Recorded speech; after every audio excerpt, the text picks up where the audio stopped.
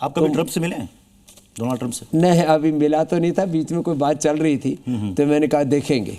तो मिलने में कोई दिक्कत नहीं, हमारा ट्रंप से वैर विरोध नहीं है। कहते हैं कि उनको डिमेंशिया एक उनको बीमारी है, तो और नोबेल प्राइज की उनको चाहत है। तो अभी चूंकि टैरिफ पर चर्चा हो रही है तो सोशल मीडिया में कई तरह के कमेंट जो हैं वो चल रहे हैं। वो कह रहे हैं कि ये भी दरअसल में एक डिमेंशिया तो बीमारी है, ये नोबेल प्राइज की चाहत ये भी एक तरीके से बीमारी है। और आपके पास तो हर बीमारी का इलाज है। कौन सा काढ़ा पिलाइएगा, कौन सा आसन करवाइएगा? मेधावटी मेमोरी ग्रेड देना पड़ेगा, अनुलोम विलोम कराना पड़ेगा उनको। अमेरिकी प्रेसिडेंट को आप अनुलोम विलोम कराना जरूर। देखो क्या होता है, काढ़ा कौन सा देंगे आप?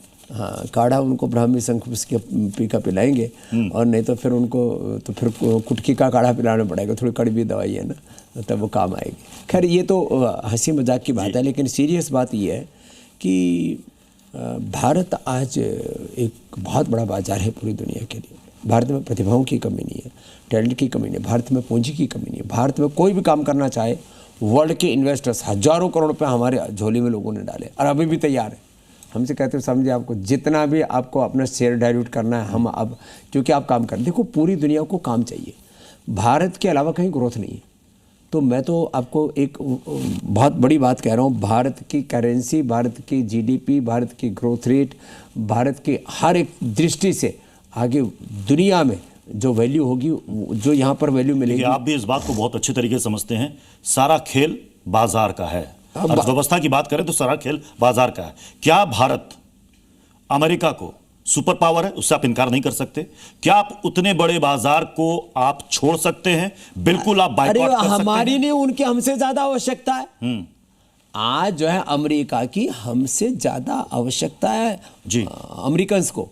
तो देखो दुनिया एक दूसरे के सहयोग से ही चल रही है, लेकिन इसमें ये ऐसे दादागिरी, गुंडागर्दी, तानाशाही करके नहीं चला सकता कोई। तो ये नहीं चलेगी, आपको बता रहे। हाँ, लेकिन फिर भी भारत के लोगों को पूरा एक दृढ़ता के साथ, मैं तो कहता हूँ जितने भी 60+ लोग हैं ना, उनको तो गांव, शहर, गली, नुक्कड़, मोहल्लों में जितने भी छोटी छोटी सभाएं करके ना, ऐसे मतलब चारों तरफ से अब एक वार की तरह। ठीक है, आप कह रहे हैं कि ट्रंप दादागिरी कर रहे हैं, उनकी दादागिरी खत्म करने के लिए कि चलो तुमसे हमें कोई ट्रेड नहीं करना, लगाओ जितने टैरिफ लगाना, 50 लगाए 100 लगा दो, हम दूसरी तरफ जाएंगे। दूसरी तरफ आपको दिख कौन रहा है? चीन भरोसेमंद है आपको लग रहा है? ठीक है, चीन ने कई बार धोखा किया है, लेकिन अभी क्या है, समय समय पर चीजें बदलती रहती है और अब वक्त ही आ गया है।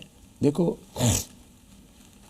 कभी पाकिस्तान, अफगानिस्तान तक और कंबोडिया, इंडोनेशिया, मलेशिया, कहाँ तक हम फैले थे। तो वक्त बदला, बांग्लादेश सब अपने ही से ही था। आप कह रहे हैं कि इस वक्त बदल गया। कई लोग कह रहे हैं कि इसमें तो फिर बाबा रामदेव अपना स्टैंड भी बदल लेंगे। कभी कहते हैं चीन का बहिष्कार करो और फिर कहते हैं चीन से गलमैया करो। ये दोनों चीजें कैसे चलेंगे? ऐसा नहीं है। क्या होता है, जब एक न्यू वर्ल्ड ऑर्डर बन रहा है, ऐसी परिस्थिति में जब काफ़ी देश दुनिया के त्रस्त हैं इस समय ट्रंप से, तो वो एक नया संगठन बना सकते हैं। और ये ऐसा, इसमें ऐसा नहीं कि केवल भारत का, इसमें चाइना का भी है ना। देखो अपने अपने हितों के लिए सब खड़े होते हैं। तो भारत, चाइना, रसिया, मिडिल ईस्ट के कुछ देश, यूरोप के कुछ देश खड़े होते हैं, तो उन सबका हित होगा। और ये जो पूरी वर्ल्ड का जो ट्रेड चल रहा है, पूरे विश्व का व्यापार डॉलर में चल रहा है, और उससे डोनाल्ड ट्रंप ये सोच रहे हैं कि तुम बहादुर हो, आप तो दुनिया के ऊपर एक तरह से एक आर्थिक, राजनीतिक पाप, अत्याचार और क्रूरता कर रहे हो, और दुनिया के लोग मिलकर के इसका जवाब दे सकते हैं। तो द्वितीय विश्व युद्ध के बाद अमेरिका को एक अवसर मिल गया। लेकिन ऐसा तो थोड़ी है, पूरी दुनिया में तो चीजें बदलती रही। अच्छा, आप बताइए कि लोगों की जो चिंता है, जो दर्शक इस वक्त देख भी रहे हैं, उनके दिमाग में चल रहा है कि अरे नौकरियां चली जाएंगी, क्योंकि वो खबरें पढ़ रहे हैं कई सोशल साइट पे। अरे भारत में नई नौकरियां भी तो पैदा होंगी ना। आपने तो स्वदेशी पर इतना काम किया, हमने 5 लाख लोग, आपने कितने लोगों को रोजगार दिया? हमने डायरेक्ट इनडायरेक्ट आज अभी 5 लाख लोगों को नौकरियां दे रखी है। करीब 1 करोड़ लोग हमारे साथ जुड़े।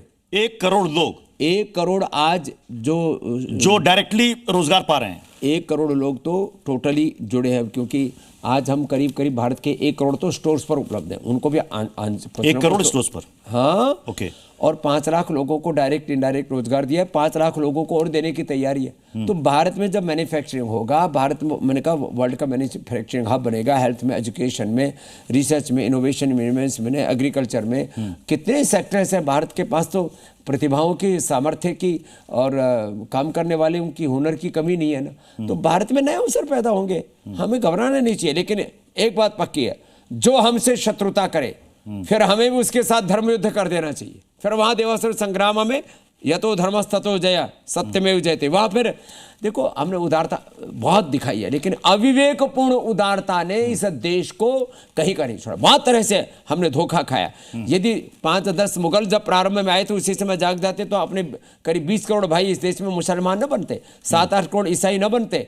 हमने सामाजिक तौर पर धोखा खाया, हमने राजनीतिक तौर पर धोखा खाया, हमने आर्थिक तौर पर धोखा खाया, धार्मिक तौर पर धोखा खाया। अब तो हमको सजग और सावधान होकर के, अगर मैं आपको कहूं एक लाइन में कहिए, आप ये कहेंगे जैसे आप कहते हैं कि चीनी सामान का बिल्कुल पूर्ण बहिष्कार करो, आप कह रहे हैं अमेरिका से नो ट्रेड, कोई फर्क नहीं पड़ता, कोई फर्क नहीं पड़ता। जितना लगाना लगा दो। दुनिया बहुत बड़ी है, अमेरिका ही दुनिया नहीं है।